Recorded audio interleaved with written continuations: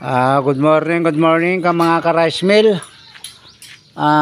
Sa lahat po ng mga sumusubaybay sa akin. At gusto kong ipaabot sa inyo na tayo po sa ngayon ay nandito na tayo ngayon sa Negros Occidental. Ayan po yung ginagawa natin ngayon. Kagabi lamang tayo dumating, pero kaninang madaling araw nagtatrabaho na tayo. Kaya ito, samahan ninyo ako, tingnan natin yung ginawa namin kaninang madaling araw.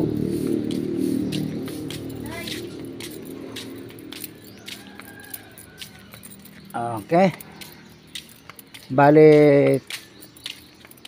ano po, 3 tao lang po yun tumarabaho, 3 tao lang. Hindi pa ako makapagpwersang masyado kasi bawal. Kaya bali 2 lang sila dyan. Ayan. Nakapatong na po yung ginagawa natin. Ayan po, 4DR5 makina na ito. Ayan. 4DR5 po yan. So marahil mga hanggang bukas may papatong na rin dito yung isa. Ayan yung kanyang foundation. Okay, nag-foundation tayo rito dahil sa yung ang kanilang buhos dito ay sobrang napakanipis. Kaya tayo naobliga tayo maggawa ng foundation. Okay, nakapatong na po yan. At nais ko pong ipakita sa inyo yung kanyang injection pump. Okay. Ayan po ang injection pump nila. Mga ka-rice mill, ito po yung pinapakita ko sa inyo. Importante ito sa lahat ng may rice mill, yung inyong injection pump. From Tacloban po, o galing po kami sa Leyte. Ayan po, nagdala po ako rito ng ayan po, nakita nyo naman yan, injection pump na converted na huta. Ayan o, yung sinasabi ko na may governor type. Ayan po mga ka-rice mill, ang governor type. Nakikita nyo yung daliri ko. Ayan, simula rito ay ito po yung idinagdag natin. Ayan po. Ayan po yung governor type. Gusto ko lang po ipakita sa lahat ng merong rice mill po. Lalong lalo na doon sa aking mga supporters at saka yung aking mga followers na laging matyaga na naghihintay o na tumitingin ng aking mga YouTube. Ayan po, tignan nyo, pagmasdan nyo mabuti. Ayan to, itataas ko po yung nakakabit dito. Ayan po, ayan. Nakita nyo na po, ayan. Ayan po ay pagkakaiba. Ito kaya kong ginagawa ko rin dati ito. Yan, ginagawa ko, kaya kong gawin yan. Pero hindi ko kailangan, ito ay pang temporary lamang, hindi pang anuhan, pang testing lang ganon. Pero yung sasabihin natin na pang matagalan, hindi siya dapat. Pero pwede siya, panakikinabangan din. Pero mas karapat dapat po, ito ang the best. Ayan po, kita nyo yan. Yan po ang tinatawag nating governor type. Yan po ay hindi naka-governor type. Kalamangan, medyo masyadong matakaw po sa diesel ito. Ayan, matakaw po sa diesel yan. Ito, hindi ho makonsumo masyado sa diesel. Bagamat siyempre may konsumo dahil diesel talaga. Pero nababawasan po. Okay. Ito po, ang kaibahan nito, pag walang load, bumibilis yung kanyang takbo. Pagka mawala ng load, masyadong halos mag-over speed na. Ayan po. Ito ho, ayan. Kung ano po yung ibinigay mo sa kanyang andar hanggang sa mamatay, hanggang sa papatayin mo na lamang siya, mag-stop yung operation mo, ganun pa rin yung kanyang ibibigay na bilis. Ayan po, yan ho ang kalamangan niya. Kumpara ito. Ito po ay hindi ako gumagamit ng ganitong trabaho. Bagamat sinasabi ko makakatulong.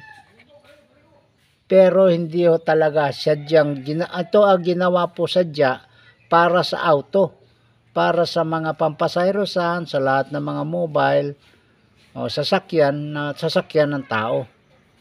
Ito po ay ginawa ito naman para naman talaga naka-specify lamang siya talaga sa rice mill. Sa bangka pwede rin po ito, sa bangka. Ayan po. Steady lang po yan ang takbo. At saka ito, hindi po siya steady. Ayan po. Kaya po yung lahat po ng may mga rice mill, minumungkahi ko po sa inyo, ganito po ang gamitin natin. Ayan po, ganyang style po ang gamitin natin. Okay, yan lamang po ang talagang layunin ko sa inyo. Maipilit ko sa inyo itong governor type. Lalong lalo na po dito sa lugar na to, Negros Occidental at saka sa Bohol. Sa Bohol po, dadalawa lamang ang nalagyan ko ng ganito. Okay. At dito po sa Negros, iisa lamang po na marami ako naikutan ditong rice mill. Iisa lang nakita ko may ganito. Karamihan ng ginagamit nila ay ganito style. Okay po, yun lamang po. Minumungkahi ko po, mungkahi. At karapat dapat talagang gawin. Okay. Hanggang dito lamang po muli at shout out po muli sa aking mga subscriber, mga viewers, ang aking mga masugid na taga-subaybay.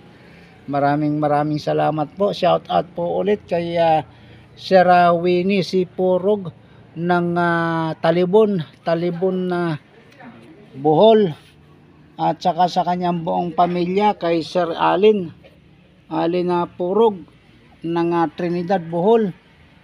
Ayan po, yan siya naka-assign. Maraming salamat po sa inyong lahat. Maraming salamat po. Okay po mga ka-rice mill, ito po ang ipapatong natin doon, imamatch natin doon sa kanilang 4DR5. Ang brand po na ito ay Pix. Pix po ito, Pix ito ay nagawa ko na last year. Pagpunta namin dito, na bakante po ito ng 5 buwan. Puro po ito fabricated ko lahat. Ayan, kung nakikita nyo. Pix po ito, Pix. Minumungkahi ko na naman po sa mga lahat ng mga nagpaplanong maggawa ng rice mill. Ito pong Pix na ito ay hindi available ang mga pyesa. Kaya kung kayo ay nangangarap na magtayo ng rice mill, hanggat maaari kung may mapagpipilian tayo, huwag na natin gagamitin itong Pix na to. Ang Pix kahit na anong klase ng Sataki type, huwag lamang po itong Pix na to, mahirapan po kayo. Okay, ayan po ang katotohanan ng Pix na yan. Mahirap po ang pyesa na ito, hindi nakalabas sa merkado. Ito, katulad na lamang nito, nakikita nyo ito. Ito yung kanyang blower. Maganda siya, matibay. Pero pag nagsira, ang hirap gawin. Ayan, ang bigat po nito.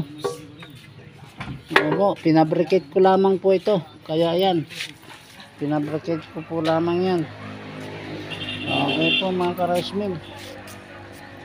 Kaya inuulit ko po, ang hirap pong gawin yan. Ito na naman po yung sa Pix po ito.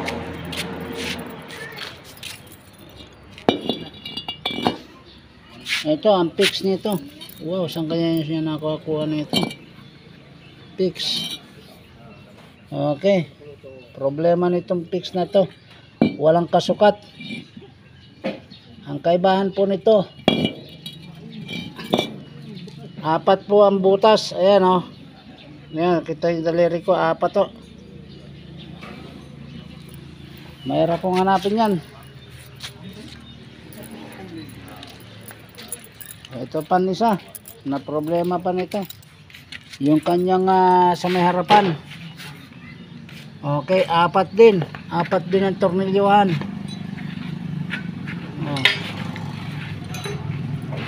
Ito, pinabricate na natin ito, pinatorno na natin yan, kaya naayos na. Ayan na po.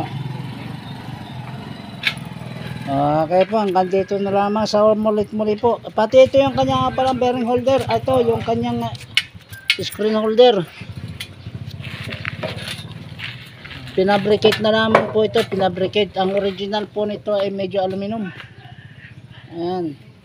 Pinabrikit na lamang po yan.